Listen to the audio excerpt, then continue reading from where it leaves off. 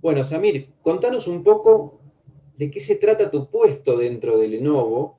Supongo que Lenovo es una compañía mucho más grande y tu puesto es algo muy específico dentro de lo que es esa compañía, ¿no? Sí, claro que sí. Bueno, el puesto es gerente de Lenovo Educación para Latinoamérica de habla hispana. Esto es lo que cubre desde México hasta Argentina sin Brasil. Brasil es otro Eso. continente. Entonces, puntualmente nos focalizamos en estos países y la intención del cargo es el desarrollo de lo que es la vertical de educación en todos sus conceptos, ¿no? Lenovo inició hace ya casi 8 años una estrategia de verticalización de industrias. Toda empresa tecnológica lo que está buscando desarrollar es soluciones a la medida para las diferentes verticales y la intención es poder hablar el mismo idioma que el cliente final, ¿verdad? Entonces, puntualmente, Lenovo inicia en esa época con dos verticales, con la vertical educación y la vertical salud, que bien sabes, pues es la base de cualquier sociedad, por eso inicia por ese lado. Y esta región que te comento que nosotros denominamos internamente LIS, Latin American Spanish, Ajá. inicia esta estrategia hace ya casi 6 años en Latinoamérica, puntualmente en esta región que te menciono. Lo que buscamos fue replicar la estrategia de verticalización, pero adaptándolo a la realidad de lo que es el sector de educación en Latinoamérica, que particularmente entre nuestros países es similar, tienen unos matices muy similares entre todos nuestros países, pero claramente es diferente a la realidad de lo que sucede, por ejemplo, en Estados Unidos, Canadá o en una realidad como es lo que se denomina EMEA, todo lo que es Europa, ¿no? Eh, Puntualmente la intención del cargo es el desarrollo de soluciones que acompañen todo lo que es el ecosistema de hardware, que es el core de Lenovo, ¿no? Entonces, cómo ofrecer un dispositivo, pero con valor y con intención a lo que es todas las diferentes aristas que suceden en el sector de educación. Pertenecer al proceso educativo, diferentes ambientes de aprendizaje, en este momento de pandemia, educación presencial, educación a distancia o educación híbrida. Entonces, en eso puntualmente se focaliza el cargo. Y digamos, vos me nombrabas el core de ustedes, que obviamente es el hardware, pero yo sé que en algún momento ustedes o adquirieron un desarrollo de software que acompaña a este hardware, Sí. obviamente, de Lenovo, o lo desarrollaron. No sé bien cómo fue el tema. Sí, de acuerdo. Bueno, tú sabes que en estas empresas grandes lo que hacen es las diferentes adquisiciones de otras empresas con potencial en el largo y ancho pues, del mundo. Y particularmente la estrategia de educación, la estrategia de nosotros se ha basado más en software. Realmente en dispositivos, en hardware, pues tenemos todos los sabores y colores, entonces no hay mucho que hacer ahí porque es una línea de Está innovación desarrollado. que está constantemente andando. Entonces, puntualmente lo que nos dedicamos fue a desarrollar soluciones en software, ¿no? Y particularmente, como lo mencionas, Lenovo había adquirido ya, eso fue en el 2012, adquiere una empresa que se llamaba Stoneware, una empresa que desarrollaba software y que se convierte dentro de Lenovo en una vertical que hoy se denomina Lenovo Software. Y esa vertical apoya a las diferentes geografías, a las diferentes unidades de negocio en ofrecer soluciones en software que acompañen pues, todo el hardware. Particularmente desde Stoneware tenemos un software que se llama LAN School, que es un administrador de clase. Los administradores de clase son esos software que permiten desde la máquina del profesor controlar las máquinas de los estudiantes para garantizar pues, el orden en clase, ¿no? Y lo interesante de esta solución hoy en día es que funciona de manera presencial, que así es como ha funcionado los últimos 30 años. Es un software que lleva ya casi 32 años en el mercado, pero desde hace un año y medio comenzaron a desarrollar esta misma solución, pero en la nube. Entonces tenemos una versión que se llama LAN Schooler, que permite desde la máquina del profesor, estando desde la casa, poder administrar y controlar las máquinas de los estudiantes, específicamente en las horas de clase. Entonces, ha sido una herramienta muy interesante para educación a distancia. Claro, qué bueno. Digamos, ¿y esta herramienta se vende por separado o es parte del combo con el hardware? Sí, parte de esta misma estrategia que desarrollamos y fue los inicios de la misma era el tema de solución integral, ¿no? Entonces, nuestra intención hacia el cliente final es ofrecer hardware, software y servicios, ¿sí? Y en esa ecuación lo que hemos buscado es hacer bundles. Entonces, claramente nosotros podemos distribuir, comercializar este software de manera tradicional como un software independiente del dispositivo en el que se vaya a instalar, pero también tenemos estrategias en las cuales si el software o al revés, si la máquina es Lenovo y va a sector de educación, vas a contar con un pack de aplicaciones, que casualmente lo llamamos Lenovo Education Pack, en las cuales este software que te menciono permite un año de gratuidad en el uso con el dispositivo. Qué interesante. La verdad que eso me parece súper interesante y sobre todo contemplando el tipo de educación que estamos teniendo hoy, en donde prácticamente es todo, todo no, pero sí, todo híbrido, digamos, todo parte presencial y parte en la nube. Qué interesante. Ustedes, para comercializar esos productos, ¿lo hacen a través de los canales tradicionales de informática, con un mayorista por país que a su vez le vende a un comercio zonal que a su vez le vende a las escuelas? ¿O si yo soy director de una escuela, le puedo comprar directamente a Lenovo? Sí, es una buena pregunta porque pues la estrategia o la intención de Lenovo es pues extender sus brazos a través de toda su red de canales de distribución. Claramente pues, dentro de Lenovo son promedio 50 a 100 personas en cada uno de los países. No dan abasto pues para atender a todo lo que es el mercado de cada uno de los países, así que utilizamos canales. El tema particular es que lo que hacemos es certificar esos canales. Tenemos un programa que se llama Programa de Lenovo Educación para partners, y estos canales interesados en ofrecer todas estas soluciones para el sector de educación tienen que tomar unos cursos con nosotros. Esos cursos específicamente están muy orientados al uso de los softwares.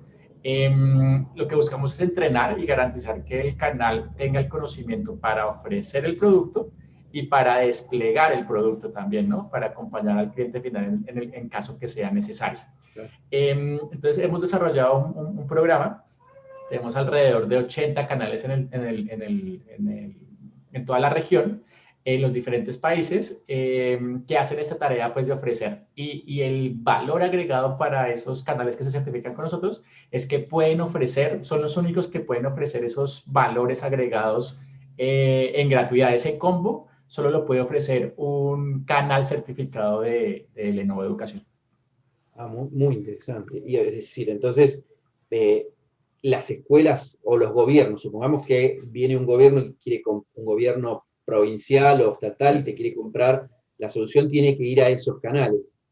Claro, es la intención. Y si, por ejemplo, el cliente, o en este caso, en este ejemplo, el gobierno, tiene un canal específico, ese canal se tiene que certificar con nosotros para garantizar que esos valores agregados los pueda implementar correctamente con esa gobernación. En algún momento, Samir, había escuchado que estaban trabajando en una solución para, si querés llamarle universidades, para hacer de alguna manera un traqueo, no sé si es la palabra, corregirme, Sí. una especie de traqueo de cómo venía funcionando La base el instalada. parque de máquinas Sí, y toda la parte. exactamente. ¿Cómo es eso? ¿Cómo se llama esa solución o ese software? Sí, exactamente. Mira, entonces, como te mencionaba, LAN School es para administración de clase. Tenemos otro software que se llama Lenovo Education, Lenovo Learning Suite, perdón, que es para apoyar experiencias pedagógicas sin depender de Internet. ¿Qué tendría, por ejemplo? ¿Qué sería? Te permite, tiene para crear contenidos, una pizarra digital sin tener la pizarra digital físicamente. Claro. Tiene un repositorio de contenidos en offline y tiene un software para hacer exámenes en línea sin depender de Internet. ¿Sí? Entonces, ese está para apoyar experiencias pedagógicas, LAN School está para administrar la clase, y tenemos un tercero que es justamente el que mencionas, que se llama Horus, que es para la administración del dispositivo.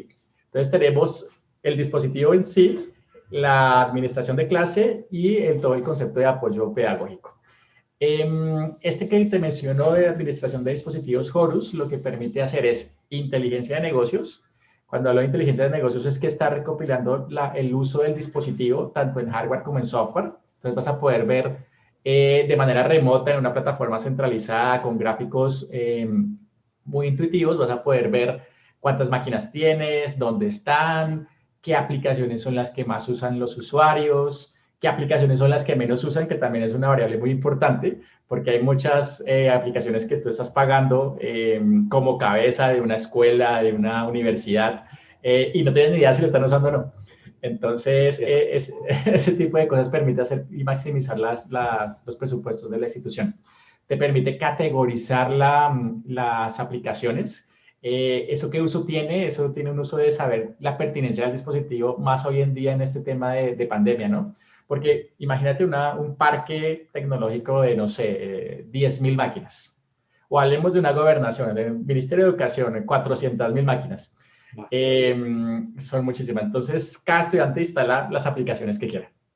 Entonces, 400.000 estudiantes instalando 400, X número de aplicaciones, pues el gráfico es gigantesco.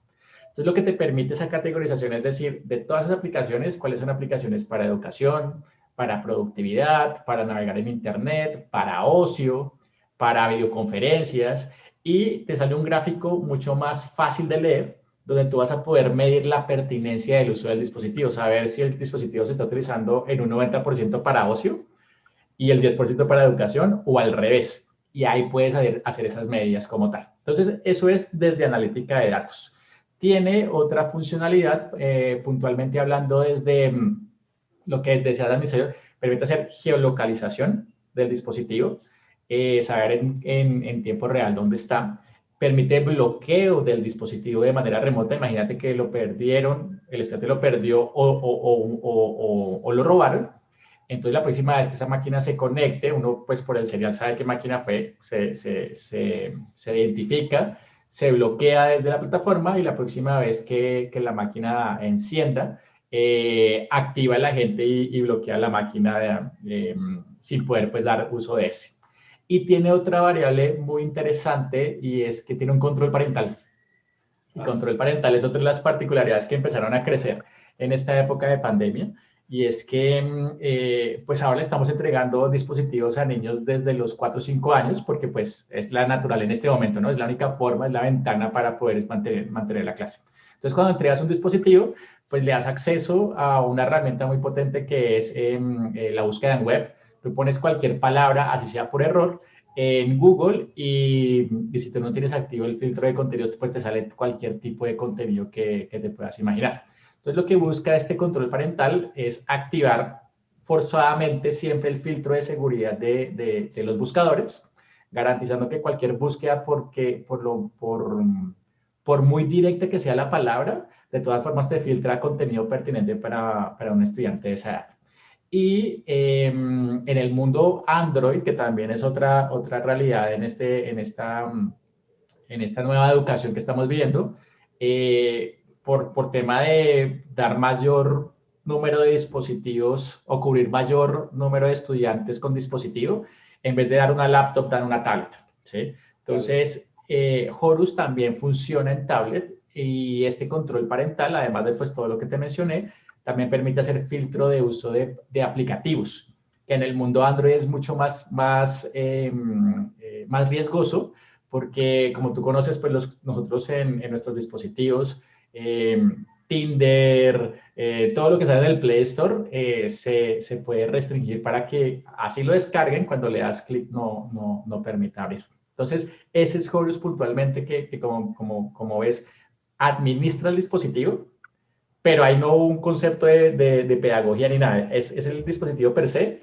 lo sumas con el de clase o lo sumas con la experiencia pedagógica y empiezas a tener soluciones integrales. Es interesante. En algún momento en tu cuenta de LinkedIn, hace ya no sé, un par de años o un año, un tiempo que no recuerdo ahora, pusiste que estaban empezando a ver o analizar el tema de realidad virtual. No sé si prosperó o Sí. no. Sí, mira, pues Seguimiento. sí, muy bien, ¿no? Está muy bien el siguiente porque sí ha prosperado. Bueno, es una tecnología emergente. Claramente está más apropiada en otras geografías, pero desde hace, ¿qué te digo yo? Desde principios del 2000, mediados del 2019 comenzamos con esta estrategia. Buscamos siempre desarrollar, sabemos que el sector de educación es muy propio de todas estas soluciones nuevas e innovadoras, y lo que hicimos fue, bueno, Lenovo tiene un dispositivo nuevo, eran unas gafas de realidad virtual. Lo interesante de estas gafas eran que eran diferentes a las que se veían en el mercado tradicionalmente. Las que se veían en el mercado estaban muy direccionadas a lo que es gaming, ¿cierto? Y entonces eran gafas que tú tenías que conectar a una máquina, y la máquina tenía que ser una máquina de gaming, tarjeta de video robusta, especificaciones robustas. Era una solución muy costosa, ¿no? Entonces ahí puntualmente dijimos, no es la tecnología, pero cuando vimos este dispositivo tenía mucho potencial porque el dispositivo en sí era una computadora. Es decir, que era una computadora en forma de gafas, no tenías que comprar una máquina, no tenías que agregarle otros features y incrementar el costo, sino simplemente adquirías las gafas, encendías el dispositivo y entrabas a un espacio virtual. Y desde el concepto de educativo, pues sabemos que todos estos son experiencias inmersivas. La realidad virtual son experiencias inmersivas y las experiencias inmersivas te permiten utilizar más de uno o dos sentidos a la vez, diferente a una clase tradicional. Entonces, cuando tú tienes ese tipo de ventajas en cuanto a la forma en que recibes el conocimiento, la apropiación de ese conocimiento aumenta, ¿no? Entonces, más que apropiación, hay un concepto que se llama retención. Entonces, hay medido que la retención del conocimiento de una manera tradicional es del 30%, es decir, que después de un mes, mes y medio, solo recuerdas el 30% de lo que hiciste en clase. Y en cambio, con estas experiencias inmersivas, había estudios que demostraban que subía hasta la retención hasta un 80%. Entonces, cuando tienes toda ese background desde la parte, desde la parte de estudios, tienes un dispositivo económico, fácil de utilizar, podíamos hacer carritos, hicimos aulas móviles de realidad virtual, en vez del carrito normalito de laptops, era de realidad virtual para hacer más económico el proyecto. Comenzamos y lanzamos esta solución. Y mira, fíjate que sí tuvo cabida. Hay instituciones de inglés que lo están utilizando en este momento. Hay editoriales a nivel Latinoamérica que también están utilizando esta solución. Santillana es una de ellas. Santillana tiene proyectos de tecnología y ha visto en estas soluciones pues un potencial para seguir creciendo todo su portafolio digital. Entonces, por ejemplo, en México utilizan este tipo de dispositivos.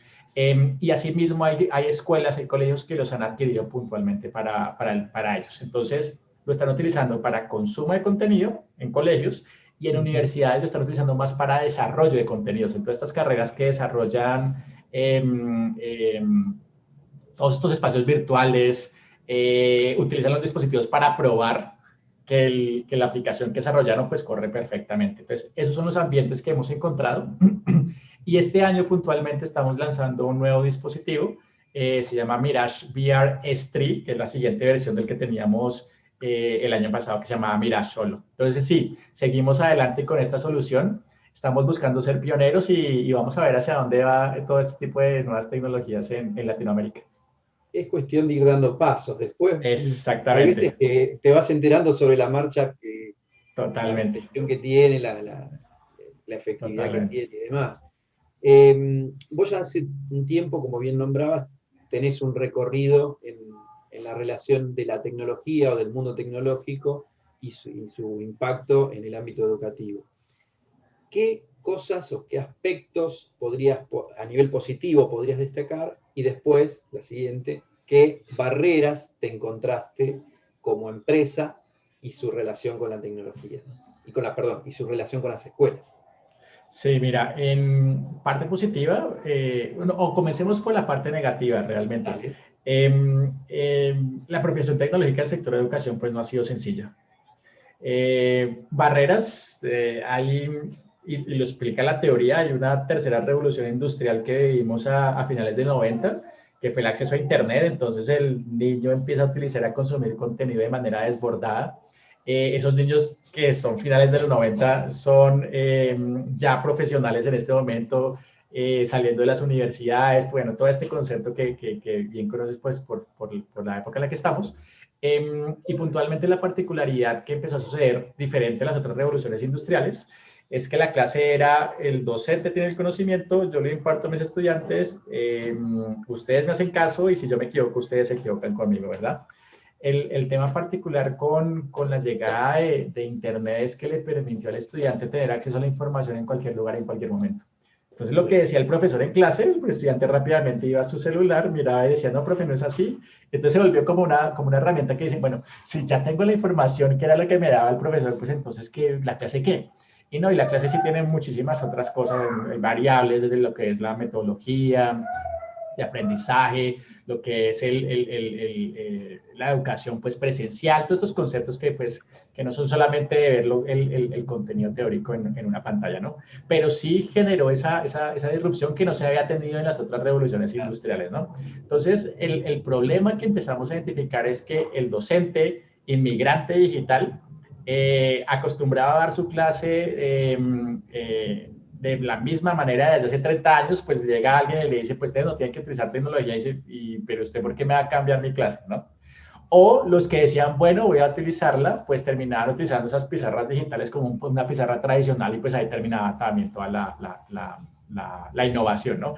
Entonces, esas fueron las realidades que se vivió con la barrera, donde sí la barrera puede decirse estuvo basada en sus cabezas, directivos, administrativos, docentes, que estaban acostumbrados pues a una educación tradicional. Y el golpe puntualmente que empezaron a ver con pandemia, pues pandemia realmente fue un catalizador. Lo que ha hecho es acelerar lo que veíamos que sucedería en unos 8 o 10 años, lo ha acelerado en 1 o 2 años, ¿no?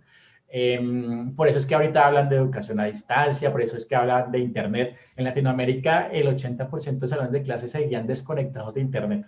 O sea, todas esas escuelas topes que tienen Internet, la base todavía trabajaba de manera natural y pensaban que tener Internet era simplemente tener Internet en la biblioteca de la escuela, del colegio. Entonces, eso ha sido uno de los cambios y ha sido de las barreras que uno se encuentra cuando va a ofrecer tecnología al sector de educación, y es que no necesariamente el actor que te recibe conoce al 100% las ventajas que la tecnología puede llevar, ¿no? Es como cuando yo me acuerdo muy bien, me sentaba con la directora de un colegio, una monjita, y le decías que toca poner internet en todo el colegio y te decía, pero tú le das el costo del internet y decía, pero ¿y dónde está? Es un intangible, entonces esos intangibles no les gusta, les gusta lo tangible, ¿no? Y eso te hablo de hace 10 años, pero ahora en esta época, y ahí viene lo positivo, pues con toda esta realidad que empezamos a vivir, pues la identificación de que necesitamos un dispositivo por estudiante, la identificación de que hay que hacer la inversión en el colegio de manera digital o en la universidad de manera digital, al mismo tiempo que la manera física, es totalmente esencial, ¿no? Todas las diferentes variables que estábamos hablando, ¿no? Que administración de clase, que el dispositivo, que inteligencia de negocios, que seguridad, todas esas variables empiezan a salir en todo este entorno que antes no se tenían en el radar. Y lo bonito de este tema es que ese profesor inmigrante digital, que se le complicaba o no le gustaba utilizar tecnología hoy en día, tiene que abrir una videoconferencia, saber utilizar todos los iconos, de silencio, de compartir pantalla, dar la clase al mismo tiempo y estar usando plataformas en paralelo. Todo esto al mismo tiempo, ¿no? Entonces, lo que ha aprendido un docente en este transcurso de lo que fue el 2020 y lo que está llevando ahora, que ahora estamos hablando de lo que tú mencionas, aulas híbridas, ha sido el mejor entrenamiento que pudo haber tenido para garantizar que todas estas tecnologías, cuando volvamos al presencial, se mantengan, ¿no? Que estas soluciones de educación a distancia y de educación híbrida, pues se dicen que llegaron para quedarse. Sí, es cierto. En algunas escuelas la verdad que con mucha preocupación están queriendo volver a la lógica anterior desde las direcciones. Pero bueno, esperemos que eso no pueda pasar, porque en realidad el mismo contexto los va a ir llevando a que tengan que... Total, ya es una bola de nieve que comenzó a andar, ya Más que veremos a te dónde. resistas, Exactamente, no, exactamente. pero realmente es complicado. Samir, si vos tuvieras, después te voy a preguntar las novedades y que ya dijiste una, pero bueno, si querés contarnos alguna otra que vaya a surgir en este 2021, bienvenido va a ser difundirla. Pero ¿Alguna pregunta que hubieras querido que te haga y no te hice? No, pues realmente cubriste las preguntas que son. Hablamos de la parte, desde la teoría, del concepto pedagógico y la apropiación, lo bueno, lo malo. Realmente, solo como por decir es que se viene. Y en el que se viene es, bueno, tuvimos educación presencial, llega pandemia, nos obliga a todos a educación a distancia al 100%, y ahora lo que estamos viendo es el concepto que denominan alternancia, ¿no? Y esa alternancia lo que está empezando a exigir a esas instituciones educativas es la adaptación o transformación del salón de clase. Entonces, cuando hablamos de transformación de clase es cómo puedo tener estudiantes físicamente y virtualmente al mismo tiempo en el salón de clase. Entonces, muchas escuelas, esto también es gracioso porque dicen, no, pues simplemente pongo mi computador, voy a conectar unos parlantes y pongo un micrófono y que empiece la clase y me escucharán los virtuales y los otros presenciales y ya. Pues fíjate que no ha sido todo una odisea para los colegios entender, por ejemplo, una cosa tan sencilla como el retorno, que si pones el micrófono, el parlante, perdón, para que escuchen los que están físicamente, Acopla. y si el micrófono de la misma máquina empieza a hacer retorno, se acopla el sonido y es totalmente imposible hacer clase. O una cosa que identificaron cuando están desde la parte virtual es que el micrófono, el alcance del micrófono portátil, pues es para, o sea, así como estamos haciendo nosotros en este momento, Sí. es para comunicación de unos, no sé, máximo 40 centímetros de distancia al dispositivo. Ya cuando tienes salones de 30, 40 estudiantes, si quieres escuchar al estudiante de allá, el virtual no lo va a escuchar.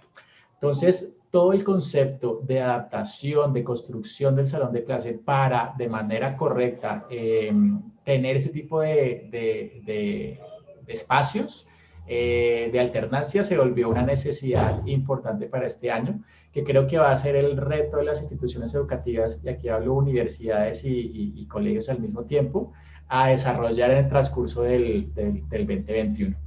Y cuando hablamos de, bueno, y el 2022, que ya vamos, se supone, vamos a tener un porcentaje alto en las vacunas, vamos a ver, ya vamos a estar llegando más al presencial. Lo que se espera es que se sigan manteniendo todas estas metodologías para también reducción de tráfico en las ciudades, mantener todas las inversiones que se hicieron, mantener esas herramientas para posibles emergencias a futuro. Bueno, eso es lo que se viene, lo que esperamos y estamos viendo en este transcurso de año. Se está trabajando hace un tiempo largo en muchas editoriales y muchos centros de estudio y demás en la famosa aula del futuro. Lenovo, o vos en particular, y Lenovo, ¿cómo conciben esa aula del futuro? Mira, es un concepto que utilizamos todos desde hace como 20 años, ¿no? Aula de futuro. Siempre hablamos de futuro.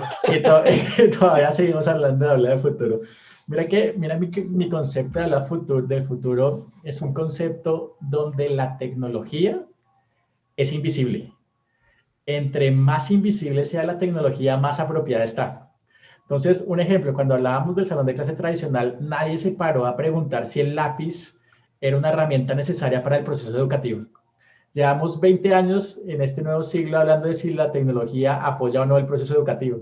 Y la verdad es que no es que la tecnología, igual que el lápiz, es una herramienta más. Entonces, depende de cómo la utilices, si te va a apoyar o no en el proceso educativo. Entonces, ese tipo de cosas en el aula de futuro ya no se hablan, ya no se mencionan, ya simplemente existen, ¿sí? Y más que la tecnología, el aula de futuro busca trabajar aspectos diferentes al tradicional. Te doy ejemplos, aspecto del color, ¿sí? Cuando nuestros salones de clase eran los salones cuadriculados, ¿cierto? Las 4 paredes de ladrillo, estos escritorios así, el salón de clase no ha cambiado en los últimos 200, 300 años, ¿no? Entonces, estos espacios son ambientes de aprendizaje donde tienes un espacio para el ocio, tienes un espacio para la tecnología y herramientas con tecnología, tienes un espacio para las clases que no dependen de tecnología, pero es un espacio donde empieza el diseño y el color a tomar un papel muy importante, porque lo que busca es que sea un espacio de gusto, de comodidad del estudiante de estar ahí, ¿sí? Entonces, a eso es a lo que yo veo que se direcciona más un aula del futuro, más a cómo se despliegan los espacios, donde tú ya no estás en una metodología tradicional donde el profesor tiene el conocimiento y es el centro de todo, sino tienes un ambiente abierto donde se rompe todo ese concepto y empiezan a nacer diferentes tipos de metodología. Una metodología que se está volviendo popular hoy en día a nivel mundial es la metodología basada en proyectos. Es una metodología donde tú le pones un proyecto a un estudiante o a un grupo de estudiantes para realizar en un día o en un mes, según la complejidad del proyecto, y el mismo estudiante tiene que buscar el conocimiento para desarrollar correctamente ese proyecto, donde está trabajando ciencias exactas, ciencias naturales, ciencias humanas, segundo idioma, todo a la vez en ese mismo proyecto, en vez de tener las clases matemáticas de 9 a 8, de 8 a 9, perdón, de 9 a 10 ciencias naturales, bla, bla, bla. Ahí es donde creo yo que estaríamos hablando realmente de un aula del futuro. Bien. Y para cerrar ahora sí, ¿alguna novedad además del Mirage X3? Sí, mira, puntualmente para ese tema de aulas híbridas tenemos un dispositivo nuevo. Es un dispositivo de colaboración, ¿no? Entonces no es una máquina, no es un computador, no es una laptop, no es un portátil, no es unas gafas de realidad virtual. Es un sistema que se vuelve como el centro dentro del salón de clase. Se llama Think Smart Hub y es un dispositivo que tú idealmente conectas por cable a internet y lo que permite es centralizar toda la comunicación dentro del salón de clase. Entonces, a ese dispositivo se vuelve como un hub donde tú conectas tus micrófonos, tus cámaras, y hablo en plural porque lo que estamos viendo en salones de clase híbrida es que tienes una cámara para proyectar a los estudiantes, al grupo físicamente que está ahí, y una cámara para proyectar específicamente a la pizarra del profesor. Entonces, te permite también, entonces, como te decía, sacar micrófonos para hacer, tiene su propio micrófono 360, pero te permite hacer extensiones de micrófonos que normalmente van en la parte superior de la mitad del salón de clase, en el techo, para garantizar que los estudiantes que están en el salón puedan tener la comunicación con los que están virtualmente, sin importar dónde estén sentados. Y tiene entonces la posibilidad de que estas cámaras utilicen tecnologías, por ejemplo, como estamos hoy en día en Zoom, Teams, pero la versión de Teams que trae es puntualmente se llama Teams Room, que lo que permite es tener una versión independiente de 2 pantallas, te permite tener una tecnología que encuadra tu pizarra digital a través de una cámara certificada, y lo que hace es que cuando el profesor escribe en la pizarra, la cámara digitaliza para los que están virtualmente todo lo que está trazado. Y al digitalizarlo, si el profesor pasa frente a la cámara, no está tapando el texto, porque aparece en la pantalla de manera digital. Entonces, es una tecnología que empieza a apoyar todas estas realidades que te menciono. Es como te mencionaba, están las 3 principales, ¿no? Teams, desde el lado de Microsoft está Zoom, y está ahorita Google Meet, que también es otra tendencia que creció drásticamente, pues, por tema de pandemia, los colegios Google. También hay una solución que se llama Google Series One, que hace lo mismo que te acabo de mencionar del salón de clase, pero para los colegios o universidades que son ecosistema Google. Ah, ya ahí tenés que tener toda la implementación de Google. Sí, normalmente lo que hemos visto es que o van por un lado o por el otro, o son Microsoft o son Google, por la plataforma que utilizan, Office 365, Google Workspace. Y entonces la idea es que tengan sus propias herramientas para que se hablen de manera natural los ecosistemas.